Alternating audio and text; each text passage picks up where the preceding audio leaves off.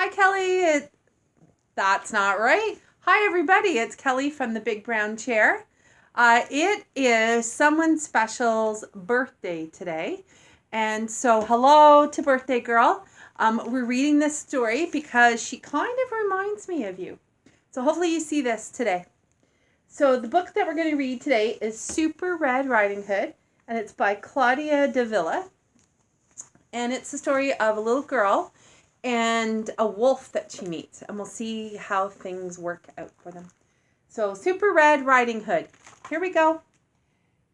Not far from here, near a small forest, lives a girl named Ruby. Ruby's favorite color is red. She loves red berries, her red boots, and especially the red cloak her grandma made for her.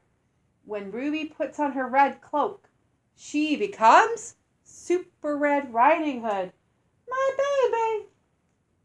See the baby up in the tree? My baby.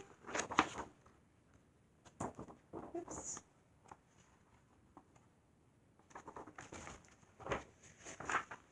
One sunny afternoon, Ruby was very busy playing superhero in her room when she heard her mother call from downstairs. Ruby! Is it something important, Mom? She called back. It sure is. Ooh, she says, looks like Super Red Riding Hood has an important mission. Ruby declared. She threw on her red cloak and grabbed her flashlight. A superhero must be prepared for anything.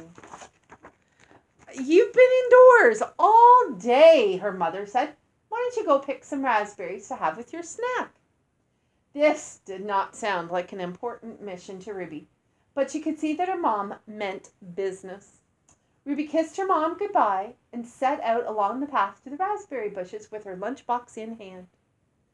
The woods are deep and dark and full of danger, Ruby said to herself, but Super Red Riding Hood is never scared.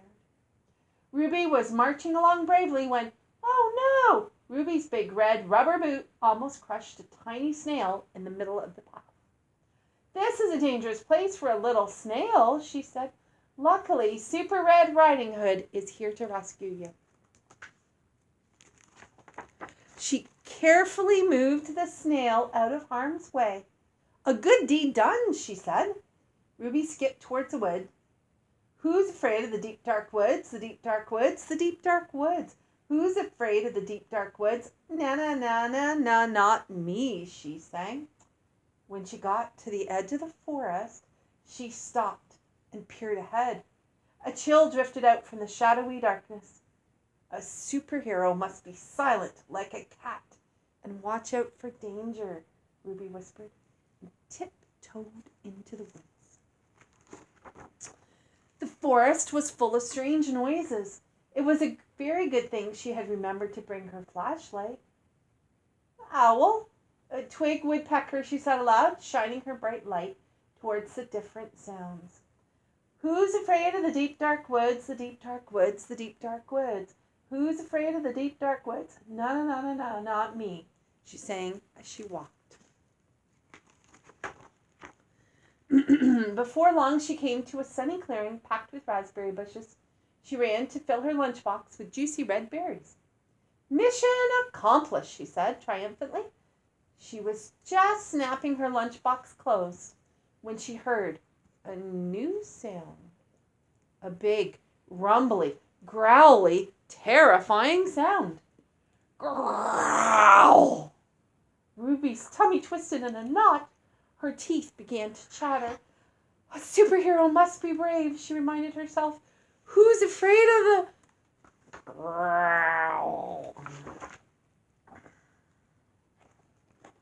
Wolf!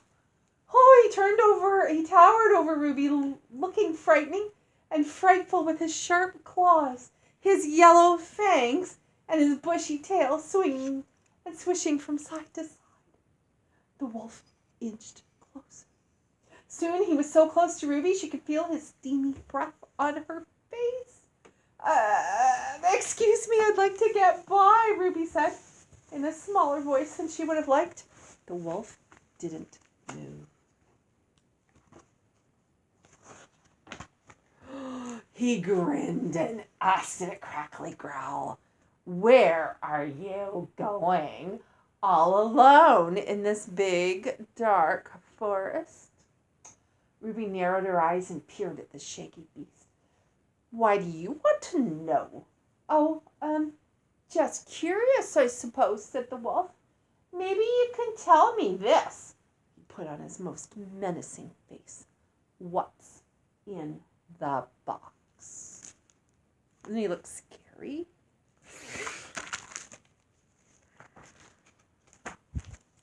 Before she could answer, the wolf lunged. Quick as a rabbit, Super Red Riding Hood hopped out of the way and used her super skills to leap and dart past the tricky wolf. She scrambled up an oak tree and perched on a branch just out of the wolf's reach. Can you see her up here? While she sat and caught her breath, the grumbly wolf skulked around the trunk of the tree. Do you guys know how to skulk? See if you can do it.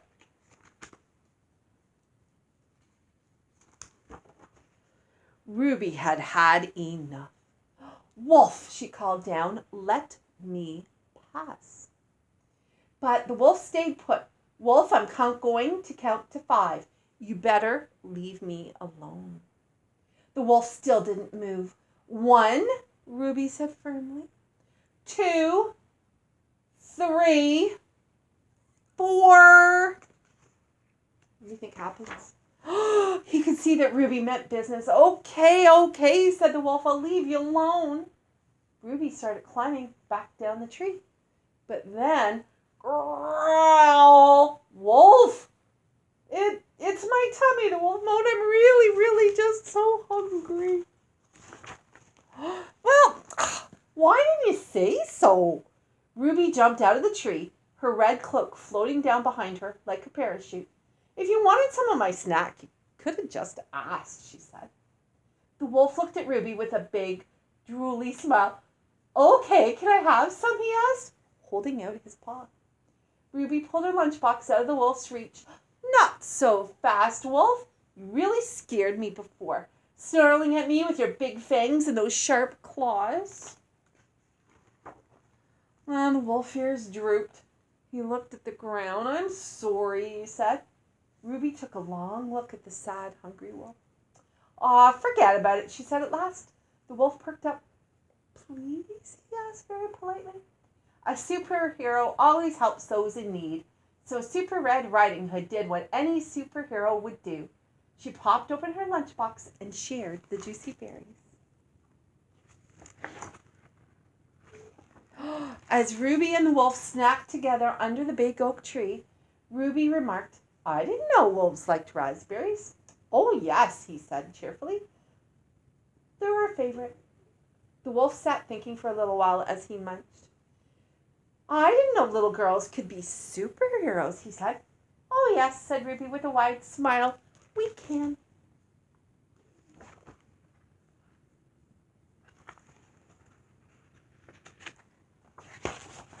And that is the end of the story. They became friends in the end and shared their raspberries. So I'm hoping that birthday girl, you have a great day. And for everyone else, I hope you're staying safe. Take care, everybody, and we'll be back again with a new story. Bye.